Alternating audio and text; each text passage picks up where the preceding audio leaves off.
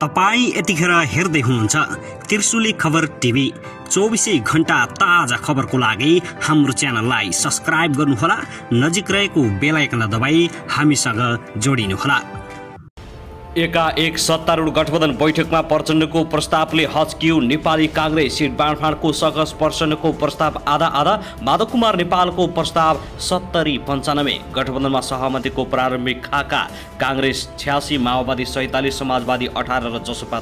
देउबाले पेलेरै जान थालेपछि एकाएक नेपाली कांग्रेसभित्र विद्रोह सुरु। देउबासँग रुष्ट बनेका शेखर कोइराला पक्षले ओलीसँग गरे भेटघाट, 2 घण्टा भेटवार्ता। के भयो कुराकानी, यसबारे सम्पूर्ण जानकारी। कांग्रेसमा पनि उथल पुथल। गठबन्धनका शीर्ष नेताहरूको बैठक, सिट बाँडफाँड गर्न निष्कर्ष नजिक। आफ्नो दलमा छलफल गरेर 3 दिनभित्र सिट बाँडफाँडको टुङ्गो लगाउने सहमति। प्रचण्डको प्रस्ताव कांग्रेसलाई 50% दिएर बाँकी हामी बाँडौँ, रामचन्द्र पौडेलले गरे ठाडै अस्वीकार।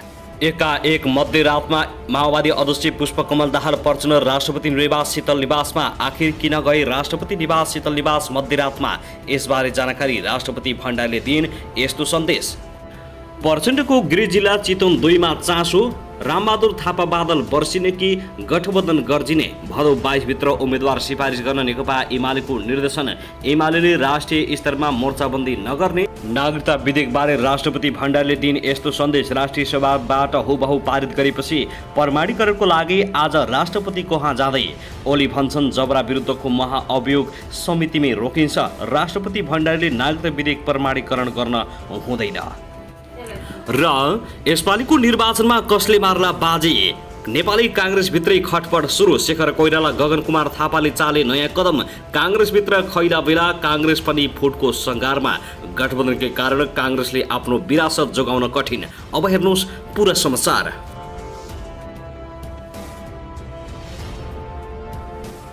दर्शक महानुभाव नमस्कार, तपाईलाई हार्दिक स्वागत छ हाम्रो च्यानल त्रिशुली खबर ट्युबमा।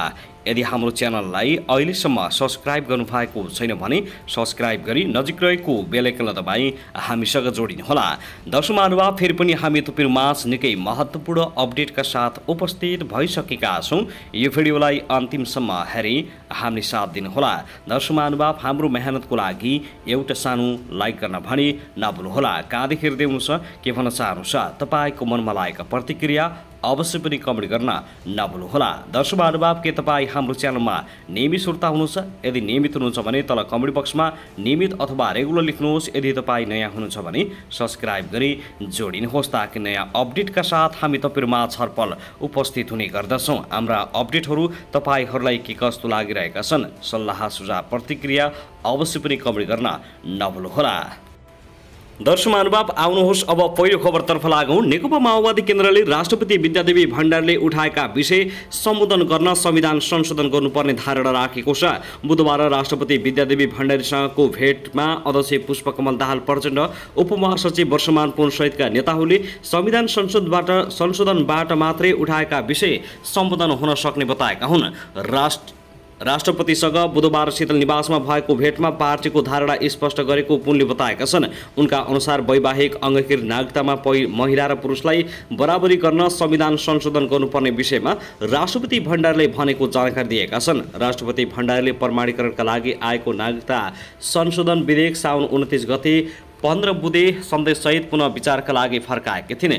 त्रिभुवन विश्वविद्यालय केन्द्रीय अर्थशास्त्र विभाग कीर्तिपुरका विद्यार्थीलाई भिजिटिङ प्रोफेसरका रूपमा बिहीबार कक्षा लिएका पुलले राष्ट्रपतिलाई दिएको सुझावबारे जानकारी गराएका थिए। नेपाली पुरुषले विदेशी महिला विवाह गरेर अंगीकृत नागरिकता पाउने व्यवस्था संविधानमा छ। पुलले अगाडि भने नेपाली महिलाले विदेशी पुरुष विवाह गरेर ल्यायो भने के गर्ने भन्ने व्यवस्था अहिले छैन।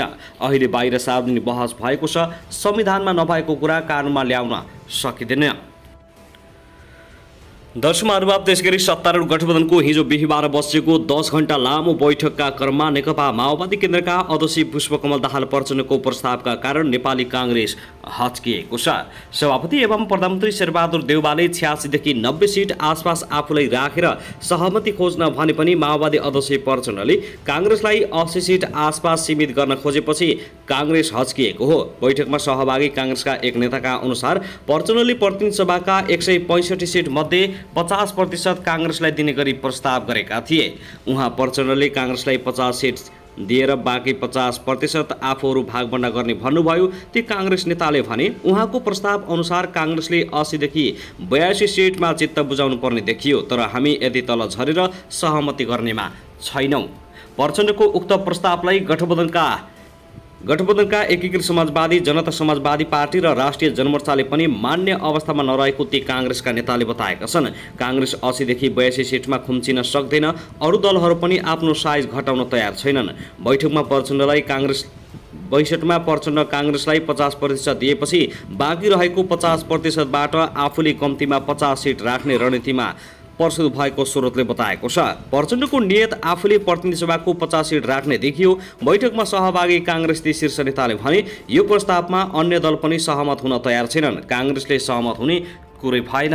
बिहिबार दिनभरको छलफलपछि काङ्ग्रेस 86, माओवादी केन्द्र 47, नेकपा एकीकृत समाजवादी 18, जसपा 13 र राष्ट्रिय जनमोर्चा 1 सिट लानेमा करिब सहमति भएको थियो। तर ती काङ्ग्रेस नेताले प्रचण्डले आफू 50 सिटबाट तल नझर्ने गरी प्रस्ताव ल्याएपछि समस्या भएको दावी गरेका छन्। आगामी मङ्सिर 4 गते हुने प्रतिनिधि सभा र प्रदेशसभा निर्वाचनमा सिट बाँडफाँडलाई लिएर केही सातादेखि सत्तारूढ दलबीच रस्साकसी चलिरहेको छ। गठबन्धनका शीर्ष नेताहरूको बैठकमा सिट बाँडफाँडबारे गम्भीर छलफल भए पनि निष्कर्षमा पुग्न नसकिएको जनता समाजवादी पार्टी नेपालका अध्यक्ष उपेन्द्र यादवले पनि बताएका छन्। उनले पनि बैठकमा निरन्तर छलफल चलिरहँदा सङ्ख्याकै कुरा अड्किएको बताएका हुन्। यसअघि काङ्ग्रेसले सुरुमा 100, माओवादी केन्द्रले 60, एकीकृत समाजवादीले 40, जनता समाजवादी पार्टी नेपालले 32 र जनमोर्चाले 2 सिटमा दावी गरेका थिए। तर काङ्ग्रेस लचक भएर 90 मुनि झर्न तयार भए पनि सहमति भने जुट्न सकेको छैन। सहमतिका लागि शीर्ष नेताहरूसहितको बैठकमा दैनिक छलफल हुँदैछ। आज हिजोको बैठकमा पनि देउबा प्रचण्ड, माधव नेपाल, उपेन्द्र यादव र चित्रबहादुर केसी लगायत सहभागी भएका थिए, तर बैठक बिना निष्कर्ष टुङ्गिएको छ। दर्शक महानुभावहरू, सिट बाँडफाँड र देउबाले पेल्न थालेपछि शेखर कोइराला विद्रोहमा उत्रिएका छन् र उनले अब नयाँ बाटो अपनाउन थालेका छन्। भर्खरै मात्रै प्राप्त समाचार अनुसार सत्तारूढ 5 दलीय गठबन्धनभित्र आगामी निर्वाचनका लागि सिटको बाँडफाँडमा छलफल चल्दै गर्दा सत्तारूढ नेपाली काङ्ग्रेसका नेता डा शेखर कोइरालाले प्रमुख प्रतिपक्षी दल नेपाल कम्युनिस्ट पार्टीका एमाले अध्यक्ष केपी शर्मा ओलीसँग भेटवार्ता गरेका छन्। मङ्सिर 4 मा हुने प्रतिनिधि सभा र प्रदेशसभाको गठबन्धनभित्र सिट बाँडफाँडमा सकस परेकै बेला सत्तारूढ काङ्ग्रेसका नेता कोइरालाले ओलीलाई भेट्नुमालाई अर्थपूर्ण रूपमा हेरिएको छ। एमाले अध्यक्ष ओली निवास बालकोटमा दुवै नेताबीच हिजो बिहिबार 1-to-1 छलफल भएको हो।